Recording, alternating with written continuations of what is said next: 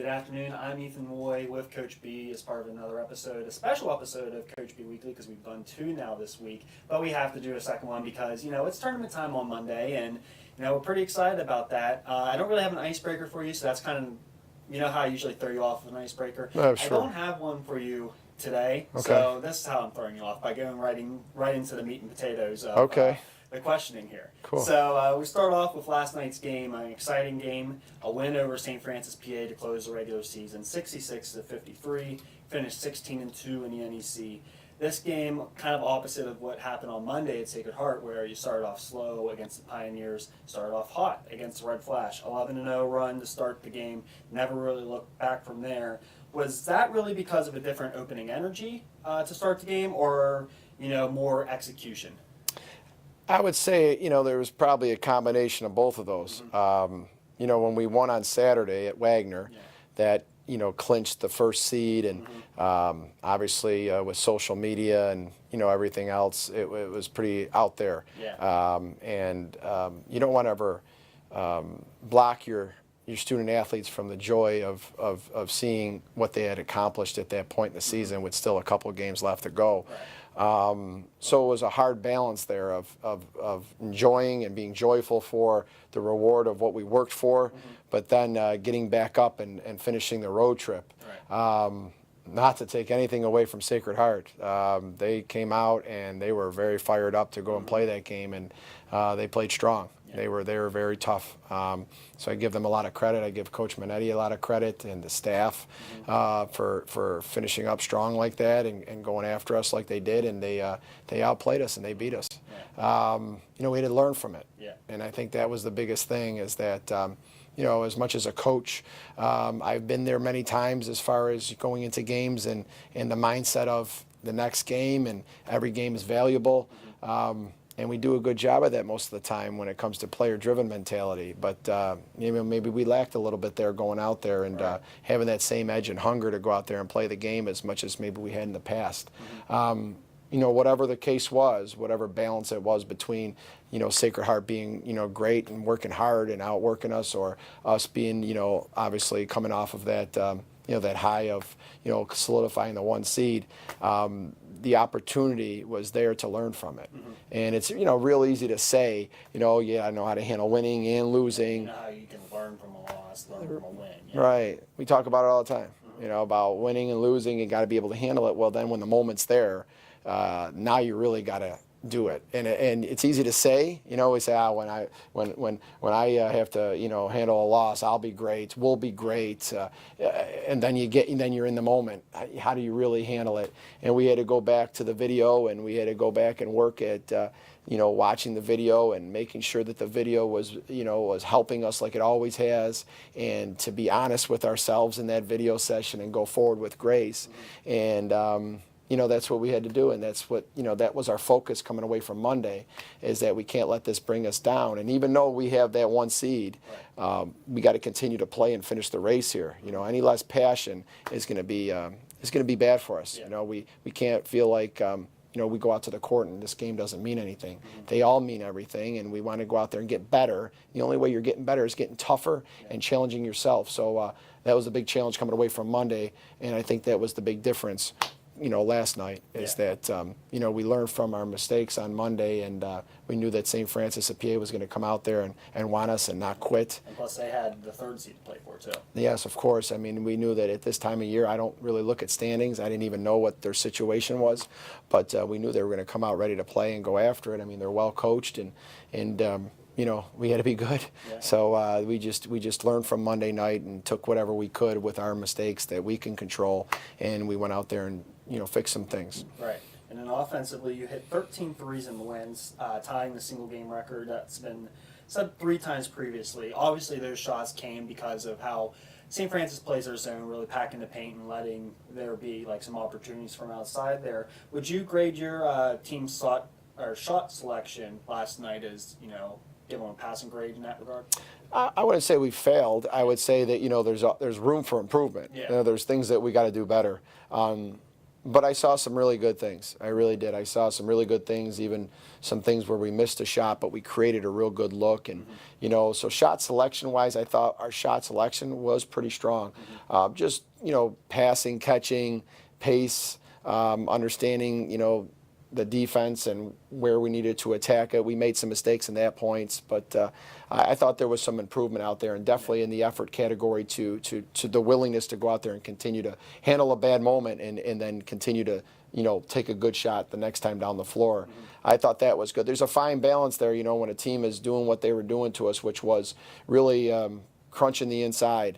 And saying, hey, if you work the ball well enough, you're going to get a look here. Especially with how well that you've been getting buckets inside with both NECA and Aussie. Yeah, I think that's a focus, obviously, that other teams have, and I understand that. But if you're on the perimeter and you're playing with a good pace and you're ready to catch and shoot, that's going to hurt the other team as well. So some positive things going forward. We didn't hit all of our open looks, but just keep working at it. And I thought we did a nice job of distributing the ball yesterday, and just keep working on knocking the shots down and finding our opportunities to get the ball inside still. Yeah, and then defensively, that's one of the more explosive offenses in the NEC. You held them to 30.4% shooting, 29.2% from three, and 21 forced turnovers. What one area do you think was really the best that you played at on the defensive end? Well, I thought, knowing the personnel is so important. I thought for a lot of the game we guarded the personnel really well, knowing strengths and weaknesses and, making them do things and that... players' tendencies and stuff. Tendencies, absolutely. And I thought that was a big part of the game. I think we knew the personnel well. This time of year, the willingness to grind in those tough possessions, I thought defensively that was a big thing for us, is that we had some moments where, we did some, you could see how dangerous, they were when you got lazy or when they, decided to take a tough shot and knock it down. Right. Kovac was really good at that. And, their ability to push the ball and to get into transition, that was a big thing we had to stop as well. And I thought, we had other moments here and there, but we tightened that up pretty well after the Sacred Heart game, just getting down the floor better and matching up and knowing who we're guarding. I thought there was a lot of focus and intelligence with the way we played defense. So I would say that was really the biggest thing, is knowing personnel, playing with a lot of intelligence, and then, playing with a lot of passion. We couldn't go out there and defend the way we did last night and hold them to that unless we were playing extremely hard. You got to play hard to stop a team that good, that well coached. You got to do that. And I think that's what really was, is that we played a lot harder and we focused and we played with a ton of intelligence, knowing personnel and knowing what they were looking to do. Yeah, and then defensively also, in the paint there, NECA Zebo, she tied her career high with 5 blocks on the evening. She's the only player in the NEC to rank top 7 in both blocks and steals. How would you describe her growth as a defender? Because we've talked about her growth offensively with the allotment of post moves and the mid-range jumper and everything like that. But defensively, she's the only player in the NEC that's ranked top 7 blocks and steals. She's really, really excelled in that department this year. So, how would you grade her growth? Just a lot of work, and the gym has turned into a great growth, not just physically, not just in the stats wise, but mentally. And also, she's not fouling as much. Yeah, remember freshman year, she frustration, fouled quite a bit. Yeah, she's really grown in that part too. Yeah, she's a lot of time frustration fouls, or fouls just not understanding the moment where the referee's going to really look to tag you with one. She had a lot of those. We've seen players in the past have to overcome that as well. Right. Megan Smith was one of them. She had a lot of frustration fouls. She got in foul trouble a lot, but as she grew and got older, she did a better job of making sure she stayed out of those those bad moments. And NECA's done a great job with that. So I would say not just physically, not just statistically. It's always a tough word for me. Statistically. That statistically not only is showing a lot of growth, but if you follow the team close enough, you'll see mentally just the way she's carrying herself and the effort, the steady performance that we're getting. Getting steady, I would say, is the biggest growth for NECA. I think that confidence is there too. There's not. Usually freshman year, both on the offensive and defensive end, you could see that it might take an extra second to register, okay, this is what I'm going to do with the ball, or what I'm going to do to face up on someone. That extra second's not there anymore. She knows what she's doing and goes right into it. NECA has really developed that way because of, the willingness to challenge herself. you know, confidence sometimes is really misunderstood, at least in the way I believe. Yeah.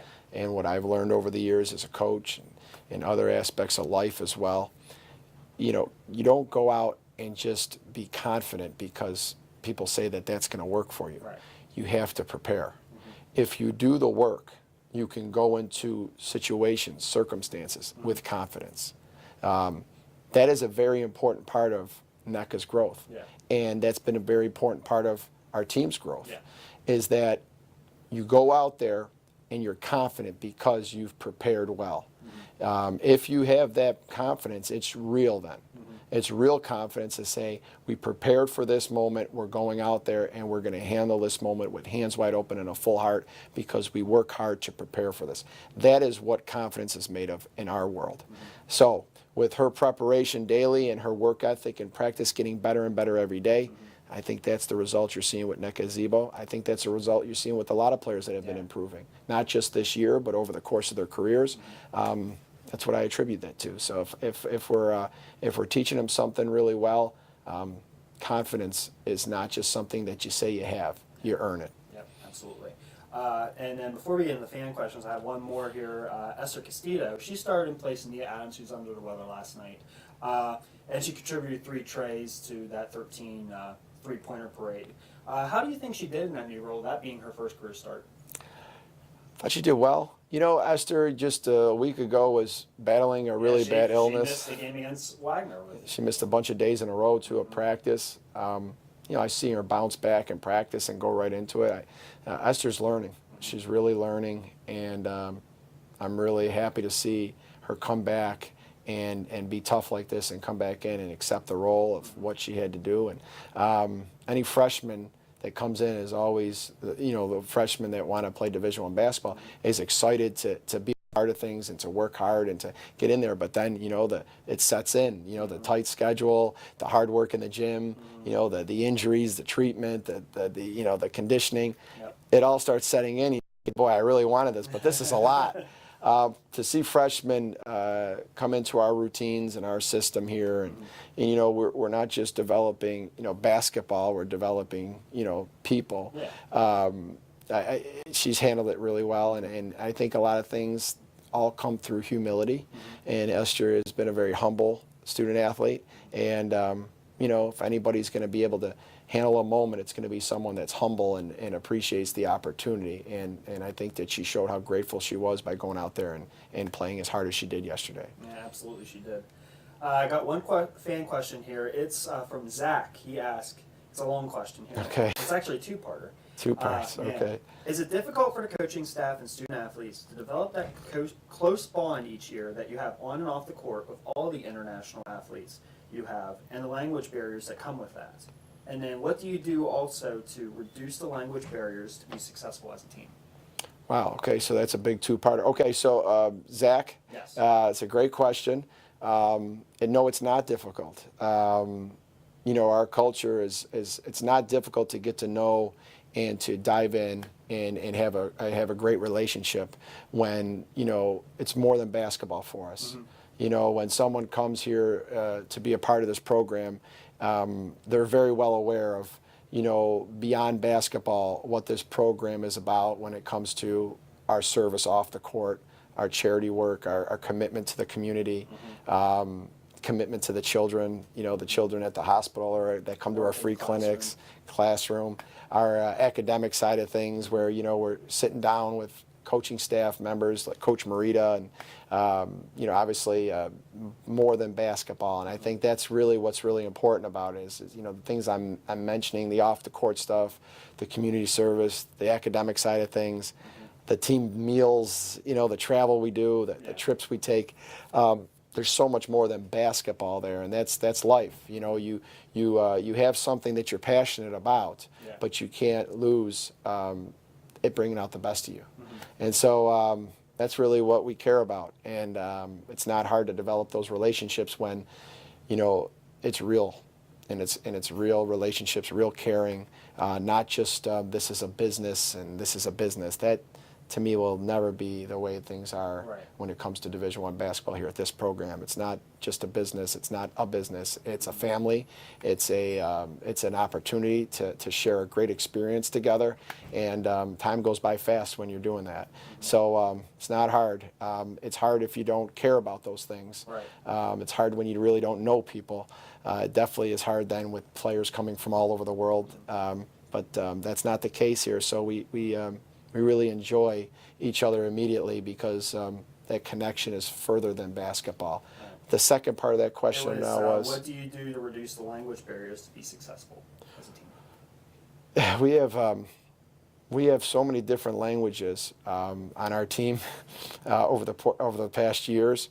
So it wouldn't be like us learning their language because I guess I've learned different languages, but Yeah. very few words in each of them.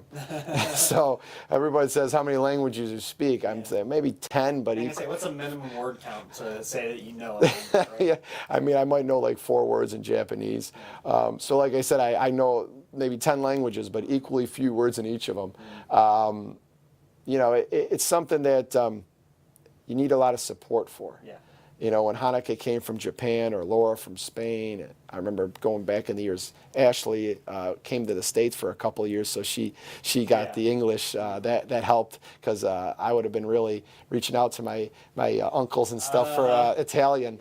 Yep. But yeah, Lou came from France, and you know, you just understand that you have to have an open heart, an open mind for how tough it might be for like someone's first language is not English. Right. Like Hanukkah, you know, obviously knew some English because she had to pass tests and Right. things like that to get into the university. But we talk fast. You know, like if we go to say we go to Mexico right now, we take a ride over the border, we go to Mexico, those people are going to, no matter if you took Spanish in school or not, Right. they're going to be flying. Yeah. Same things here. So what I had to do as a coach when we went on to this international, you know, route where we have so many internationals, and internationals that speak foreign languages, Yes. I had to slow down. You know, so a lot of times people say, you know, you speak slow and you know, speak slowly. I think that's a good lesson even if we didn't have internationals. We should speak slower and we should hear more. Yeah. And so slowing down my words, making sure when I'm watching, I got to be a great reader. I'm always telling them, I read expressions, I read facial expressions, I read body language real well because I have to know if they're really understanding. Sometimes I'm up there talking in video session or out on the court, and I look and I'm making sure as I'm talking, I'm watching the body language because if I see someone's body language tell me I don't understand, I'll stop and say, whoa, you didn't understand that, right? And they're like, no, okay. Because sometimes they're shy to put their hand up, especially when they're freshmen, to put their hand up and say, I don't understand. There's a few of those freshmen, you know, like Laura Carrasco, for instance. She'll raise her hand all the time and ask a million questions. But sometimes they're scared to put their hand up, especially early in their careers. So you have to watch their body language and just speak a little slower maybe or use some other words. Or sometimes, have when you have a couple that have the same language, refer to maybe somebody to translate it.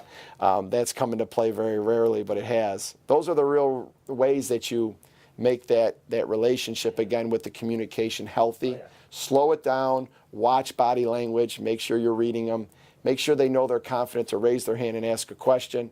I would say that breaks down all the language barriers that could overwhelm a coach or a student athlete in this relationship we have. Absolutely. Great question, Zach. Yeah, and Zach also says, you know, he's a recent Army grad, and he said, I've always admired the way that the Army women's basketball team performs like a team on the court and plays hard for one another. It really makes it enjoyable to watch. I also know that this family-like bond goes beyond the court, as he's good friends with Jocelyn Jones and Shakima Dashel, who are always talking about the things that they are doing with their teammates outside of basketball, which I think is great. That's great. So He's kind of talking. Yeah, he's kind of talking about the same stuff I am. Exactly. And it's great to see Zach notice that. That's also not just, you know, we talk about that, but people see it in action, see that, you know, this isn't just a basketball team that goes right onto the floor, play your 40 minutes of basketball, and then, you know, you're always spending time with each other, always getting to know each other, as everything that you said there. I think, you know, with Zach and the things that he's valuing,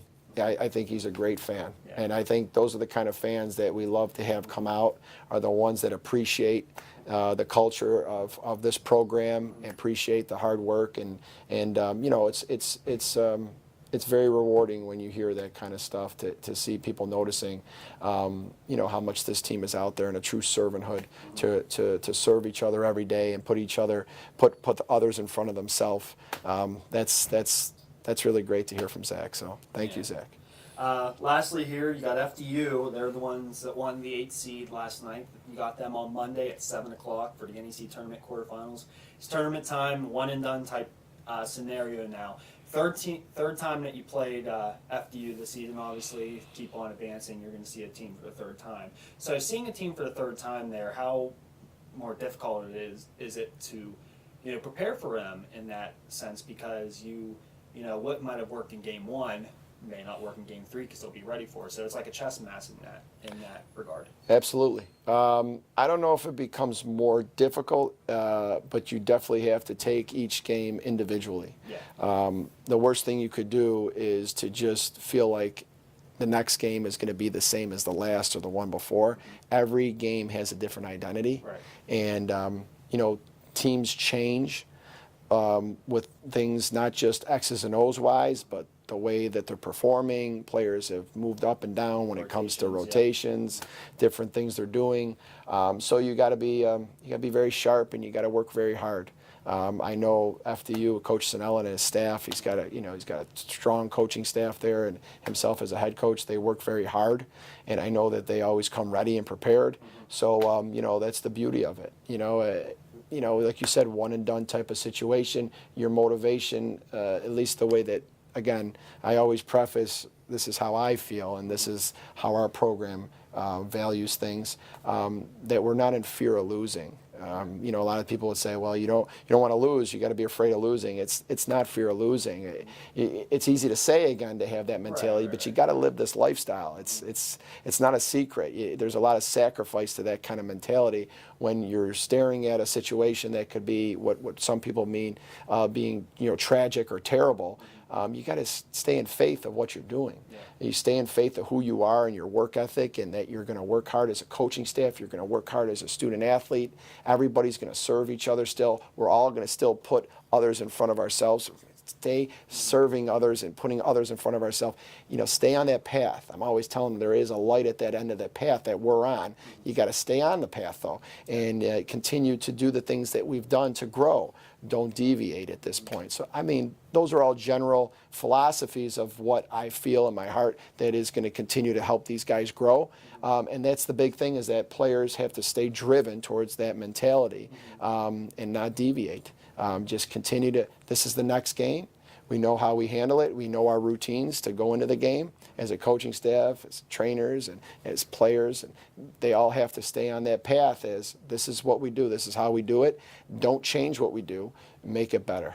Master it. Keep working towards putting bricks on our foundation. So, you know, it's a little bit of a long-winded answer there, but you know how that sometimes when you ask me something like that, I get going when it comes to, you know, all the things that we value. And it won't change, no matter what. You know, from talking to me, and the viewers probably know, and we have our show, is that we never change, like, as far as who we are and what we do. We just try to do it better, no matter, you know, who we're playing. Every game is so important to us. It's not one game is a big game and the next game is not. Every game's important to us. So that next game that's on the schedule is FDU on Monday night, and that's all we're thinking about, and that's all we care about. And you know, we're going to go out there and give it our best effort. That's one thing that, you know, we'll never deviate from, is that giving our best effort, working our hardest, and going out there and just valuing the opportunity, being grateful for the opportunity to play on Monday night and do something great. Yeah, well said. Well, thank you again for joining me, and good luck on Monday. Thanks, Ethan. Appreciate it. Monday's game against FDU is a 7 p.m. tip. It can be seen on NEC Front Row. We'd also like you to come out here to the NEC and pack the NEC.